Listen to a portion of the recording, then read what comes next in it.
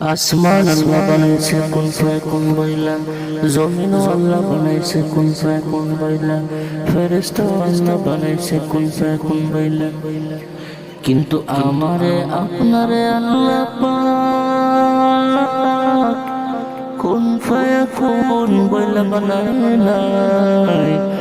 আমাকে আপনাকে যখন আল্লাহ বানাইছে, খলাকতু বিয়াদাইয়া, আল্লাহ বলেন আমি আমার কুদরতি হাত দ্বারা বান্দা বান্দিরে বানাইছি।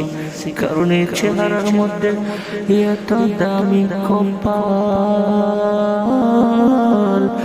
এই কপাল দ্বারা বান্দা আমার কুদরতি কদমে সেজদা করবে।